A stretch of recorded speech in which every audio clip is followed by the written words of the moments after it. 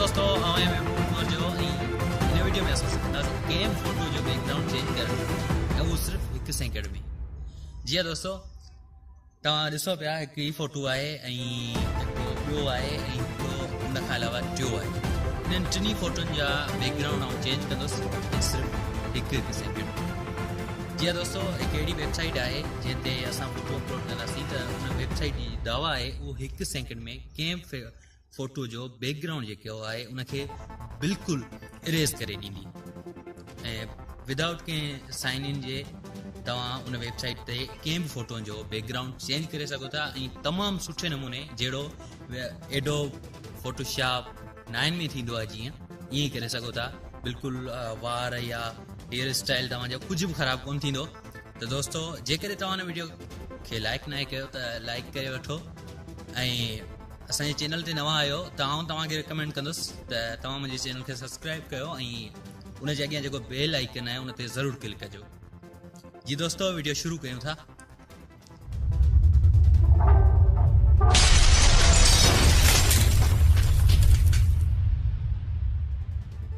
जी दोस्तों, जीअं तव्हां हीअ ॾिसी सघो था कुझु तस्वीरूं आहिनि मूं ॾिसो, हिन जा हवा में वार उॾामी रहिया आहिनि। जेकॾहिं हिन जो असां कंहिं एप्लीकेशन सां बैकग्राउंड रिमूव करियूं त यकीनन वॾी महिनत करणी पवंदी या त ही सही नमूने रिमूव थी न सघंदा। जी, हिकु ॿी तस्वीर आहे जेका मुंहिंजी पंहिंजी तस्वीर आहे। तव्हां ॾिसी सघो था हिन जो बैकग्राउंड बि रिमूव करणु थोरो मुश्किल आहे। अहिड़ी तरह कुझु तस्वीरूं मूं खणी रखियूं आहिनि हिते ऐं हाणे असां ईंदासीं उन वेबसाइट ते जंहिंजो नालो आहे www.remove.bg। ये दोस्तों, हिन वेबसाइट ते अचण सां तव्हांखे हीअ वेबसाइट ॿुधाईंदी त 100% ऑटोमेटिकली हीअ 5 सेकंडनि जे अंदरि, ठीकु आहे, सिर्फ़ु हिकु क्लिक में कंहिं बि फोटो जो बैकग्राउंड इरेज़ करे ॾींदी। उन लाइ असां जीअं सिलेक्ट फोटो ते क्लिक कंदासीं त हिते तव्हां ॾिसी सघो था उहे 5 तस्वीरूं जेके मूं तव्हांखे ॿुधायूं पे। फस्ट में असां कंहिं बि तस्वीर ते क्लिक कंदासीं ऐं बसि हिते ई तव्हांखे ॿुधाईंदी शायदि ही स्टोर जो साम्हूं। जी दोस्तों, तव्हां ॾिसी सघो था त उन तस्वीर जो हुन बैकग्राउंड मुकमल रिमूव करे छॾियो ऐं मुंहिंजे ख़्याल में 5 सेकंड त न पर वधि में वधि 1 या 2 सेकंड लॻा। हिनखे असां डाउनलोड कंदासीं। दोस्तों, जीअं ई डाउनलोड थी चुकी आहे असां हिनखे ओपन करे ॾिसी सघूं था।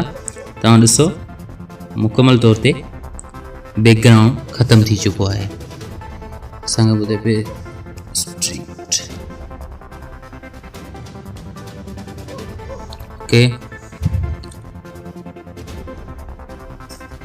ओके हिकु ॿी फोटो पाण खणूं था जंहिंजो बैकग्राउंड असां चेंज कंदासीं।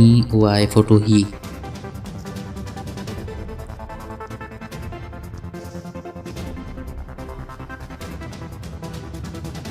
ओके,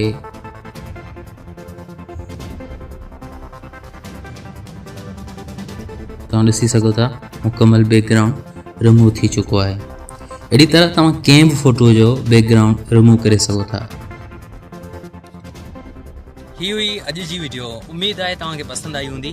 वधीक अहिड़ी वीडियोज़ जे लाइ मुंहिंजे चैनल खे ज़रूरु सब्सक्राइब करणु सां गॾु बेल आइकन ते क्लिक कंदा ऐं हिन वीडियो खे तव्हां लाइक न कयो त लाइक करे दोस्तनि सां ज़रूरु शेयर कयो ऐं पंहिंजे राय खां मूंखे ज़रूरु आगाह कजो। मां मिलां थो तव्हां सां अॻी वीडियो में। तेसीं ताईं ईंदा इजाज़त। अल्लाह निगहबान।